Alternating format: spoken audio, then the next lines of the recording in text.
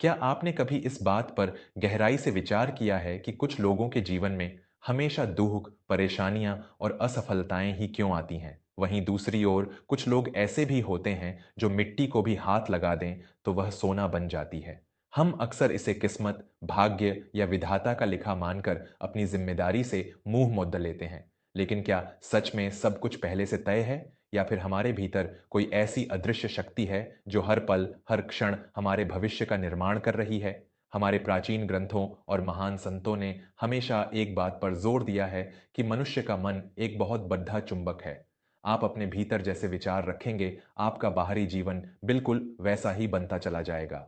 नमस्कार दोस्तों, वर्मा स्टोरीज में आपका बहुत बहुत स्वागत है। मेरी आवाज, मेरा नाम विवेक वर्मा है और आज मैं आपको भगवान गौतम बुद्ध के समय की एक ऐसी अद्भुत कहानी सुनाने जा रहा हूं जो आपके सोचने के नजरिए को पूरी तरह से बदल कर रख देगी। आज की यह कहानी आपको यह एहसास कराएगी कि आपके जीवन की डोर किसी और के नहीं, बल्कि आपके अपने विचारों के हाथों में है। बस शांत मन से इस पूरी कहानी को सुनिए और महसूस कीजिए। प्राचीन काल में श्रावस्ती नाम का एक अत्यंत विशाल और व्यापारिक दृष्टिकोण से समृद्ध नगर हुआ करता था। श्रावस्ती के बाजारों में दूर दूर से व्यापारी आते थे। उसी नगर में सूर्यकांत नाम का एक बहुत बड्ढा कपद्धे का व्यापारी रहता था। सूर्यकांत के पास अपार धन, बड्डी हवेलियां और ढेरों नौकर चाकर थे। बाहर से देखने पर ऐसा लगता था मानो सूर्यकांत के पास दुनिया की हर खुशी मौजूद है, लेकिन हकीकत इसके बिल्कुल विपरीत थी। सूर्यकांत का मन हमेशा एक अजीब से डर, चिंता और नकारात्मक विचारों से घिरा रहता था। उसे हमेशा यही लगता था कि कुछ बहुत बुरा होने वाला है।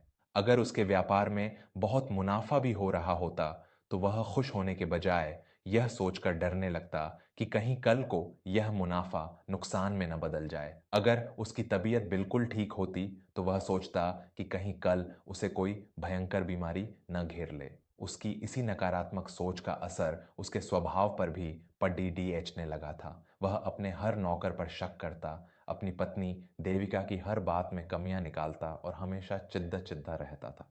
एक दिन सूर्यकांत अपने कक्ष में बहुत बेचैन होकर टहल रहा था। उसका एक बहुत बद्धा माल से भरा जहाज दूसरे राज्य से आने वाला था। अचानक उसने अपने मुनीम को बुलाया और क्रोधित स्वर में कहा, मुनीम, मुझे लगता है कि हमारा वह जहाज समुद्री तूफान में डूब जाएगा या फिर उसे समुद्री लुटेरे लूट लेंगे। मेरा मन बहुत घबरा रहा है। मेरा तो भाग्य ही खराब है। मुझे पता है कि मुझे इस सौदे में बहुत बड़ा नुकसान होने वाला है। तुम अभी के अभी जाकर उस सौदे को आधे दाम पर किसी और व्यापारी को बेच दो। मैं यह जोखिम नहीं उठा सकता। मुनीम ने बहुत समझाने की कोशिश की, लेकिन मालिक, मौसम बिल्कुल साफ है और जहाज के साथ हमारे सबसे वीर सुरक्षा कर्मी गए हैं। नुकसान की कोई आशंका नहीं है। अगर हम इसे आधे दाम पर बेचेंगे तो हमारी वर्षों की साख मिट्टी में मिल जाएगी। लेकिन सूर्यकांत ने एक न सुनी। उसके मन में डर इतना गहरा बैठ चुका था कि उसने वह क्रोधों का सौदा कौदियों के भाव दूसरे व्यापारी को बेच दिया। 2 दिन बाद जब जहाज पूरी तरह सुरक्षित बंदरगाह पर पहुंचा, तो सूर्यकांत को अपनी गलती का एहसास हुआ। उसे भारी आर्थिक नुकसान तो हुआ ही, साथ ही बाजार में उसकी बहुत बदनामी भी हुई। इस घटना के बाद सूर्यकांत और ज्यादा अवसाद में चला गया। वह हर समय अपने दुर्भाग्य को कोसता रहता। उसकी पत्नी देविका एक अत्यंत समझदार और धार्मिक विचारों वाली स्त्री थी। वह अपने पति की इस दशा को देखकर बहुत दुखी रहती थी। एक रात देविका ने सूर्यकांत के पास बैठकर बहुत ही कोमल स्वर में उसे समझाने का प्रयास किया।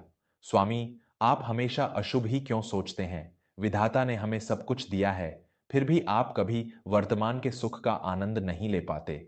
क्या आपने कभी इस बात पर ध्यान दिया है कि आप जिन बुरी घटनाओं के बारे में दिन रात सोचते रहते हैं, अंततः वही आपके साथ घटित होने लगती हैं? आपका डर ही आपके जीवन में दुर्भाग्य को आमंत्रित कर रहा है। सूर्यकांत ने झल्लाते हुए कहा, देविका, तुम एक स्त्री हो। तुम व्यापार और दुनियादारी के दांव पेच नहीं समझती। यह दुनिया बहुत बुरी है। यहाँ हर कोई मुझे लूटने और धोखा देने के लिए बैठा है। मैं अशुभ नहीं सोचता, मैं बस भविष्य के खतरों से सावधान रहता हूँ।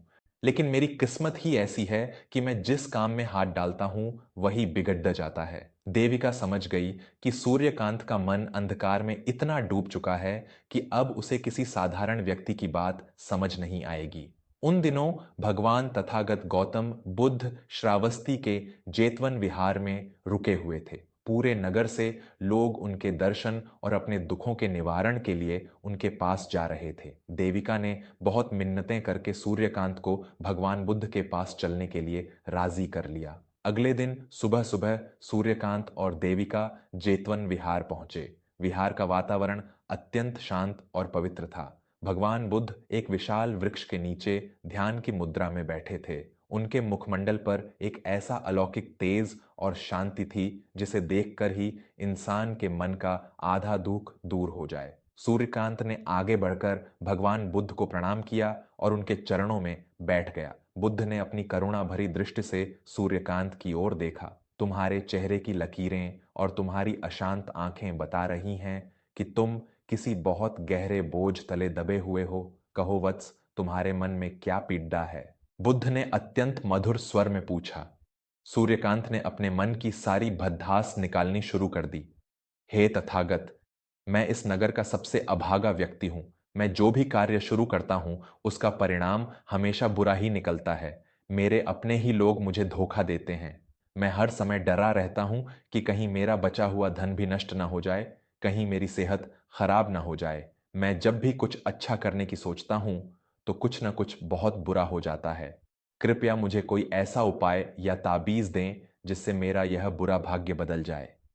भगवान बुद्ध सूर्यकांत की बातें सुनकर मुस्कुराए।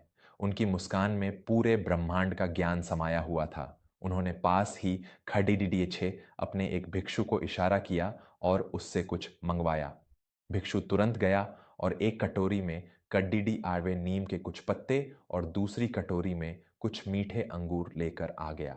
बुद्ध ने नीम के पत्तों वाली कटोरी सूर्यकांत की ओर बढ़ाते हुए कहा, वत्स, इन नीम के पत्तों को अपने मुंह में रखो और उन्हें चबाओ। सूर्यकांत थोड़ा हैरान हुआ, लेकिन उसने आज्ञा का पालन किया। जैसे ही उसने नीम के पत्ते चबाए, उसका पूरा मुंह कड्डीडीडी एचवा हो गया। तब बुद्ध ने कहा, अब अपनी आंखें बंद करो और पूरी एकाग्रता के साथ यह सोचो कि तुम दुनिया के सबसे मीठे और स्वादिष्ट आम खा रहे हो। पूरी शक्ति लगाकर सोचो कि तुम्हारे मुंह में आम की मिठास घुल रही है। सूर्यकांत ने आंखें बंद करके सोचने का बहुत प्रयास किया, लेकिन मुंह में नीम होने के कारण उसे केवल कड़ीडीडीएचवाहट ही महसूस हो रही थी। कुछ देर बाद उसने आंखें खोलीं और झुंझलाते हुए कहा, यह कैसे संभव है प्रभु? जब मेरे मुंह में कड्डी डिचवा नीम है तो मैं लाख चाहकर भी मीठे आम का स्वाद कैसे महसूस कर सकता हूं? मेरी जीभ को तो सिर्फ कड्डिचवाहट ही लग रही है। बुद्ध ने बहुत ही गहराई और शांति के साथ उत्तर दिया, यही तुम्हारे जीवन का सबसे बड़ा सत्य है सूर्यकांत। तुम अपने मन के भीतर दिन रात डर, चिंता, संदेह और नकारात्मकता के कड्डीडावे बीज बोते हो और फिर बाहर के जीवन में सुख, शांति और सफलता के मीठे फलों की उम्मीद करते हो। यह प्रकृति के नियम के विरुद्ध है। तुम जैसा बीज बोओगे वैसा ही फल काटोगे। तुम्हारा मन एक बहुत ही उपजाऊ जमीन के समान है। तुम इसमें जो भी विचार डालोगे, यह मन उसी को हकीकत में बदलकर तुम्हारे सामने रख देगा। सूर्यकांत अचंभित होकर बुद्ध की बातें सुन रहा था। बुद्ध ने आगे कहा, मनुष्य का जीवन उसके विचारों की ही परछाई है। तुम कहते हो कि तुम जो सोचते हो वह बुरा हो जाता है। असल में सच यह है कि तुम हमेशा बुरा ही सोचते हो, इसीलिए वह हकीकत बन जाता है। डर कर तुम उन मुसीबतों को भी अपने जीवन में न्योता दे देते हो जिनका कोई अस्तित्व ही नहीं होता। तुम सावधान नहीं हो, तुम भयभीत हो, और एक भयभीत इंसान कभी सही निर्णय नहीं ले सकता। तुम्हारी असफलता तुम्हारे भाग्य का नहीं, बल्कि तुम्हारे डरे हुए मन के गलत निर्णयों का परिणाम है। सूर्यकांत की आंखों से जैसे अज्ञानता की पट्टी खुलने लगी। उसने हाथ जोड़ ढकर पूछा, तो हे तथागत, मैं क्या करूं? मैं अपने इस मन को कैसे बदलूं? यह नकारात्मक सोच मेरा पीछा ही नहीं छोड़ जाती। बुद्ध ने उसे मीठे अंगूरों वाली कटोरी दी और कहा, जिस प्रकार इस कड्डीडी इचवाहट को दूर करने के लिए तुम्हें इन मीठे अंगूरों को खाना होगा, उसी प्रकार अपने मन की नकारात्मकता को दूर करने के लिए तुम्हें जानबूझकर सकारात्मक विचारों का अभ्यास करना होगा। आज से तुम एक नियम बना लो, जब भी तुम्हारे मन में कोई बुरा विचार आए, कोई डर पैदा हो, तो उसी क्षण गहरी सांस लो और जानबूझकर उस स्थिति के सबसे अच्छे परिणाम के बारे में सोचो। तुम्हें यह मानना होगा कि ब्रह्मांड हमेशा तुम्हारे भले के लिए काम कर रहा है। तुम्हारा भाग्य कोई और नहीं लिख रहा, बल्कि तुम्हारे आज के विचार ही तुम्हारा कल लिख रहे हैं। सूर्यकांत ने भगवान बुद्ध को साष्टांग प्रणाम किया और एक नई सोच, एक नई ऊर्जा के साथ अपने घर लौट आया। शुरुआत के कुछ दिन सूर्यकांत के लिए बहुत कठिन रहे। उसका पुराना स्वभाव बार बार उसे डर और चिंता की ओर धकेलता था। जब भी व्यापार में कोई नई बात होती तो उसका मन कहता कि नुकसान होगा, लेकिन उसे बुद्ध के शब्द याद आ जाते, जैसा चाहोगे वैसा ही होगा।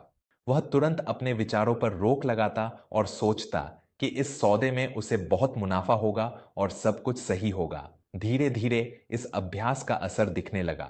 जब सूर्यकांत का मन शांत और सकारात्मक रहने लगा तो उसका क्रोध भी गायब हो गया।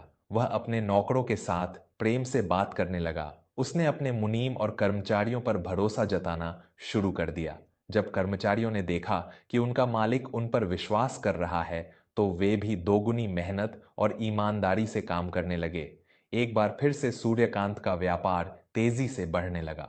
अब वह डर के कारण गलत फैसले नहीं लेता था, बल्कि शांत दिमाग से सही अवसर की पहचान करता था। उसकी सेहत में भी सुधार होने लगा और उसके घर में फिर से हंसी खुशी का माहौल लौट आया। देविका यह सब देखकर बहुत प्रसन्न थी। सूर्यकांत को अब यह पूरी तरह से समझ आ चुका था कि इंसान का मन ही उसका सबसे बड़ा शत्रु भी है और सबसे बड़ा मित्र भी।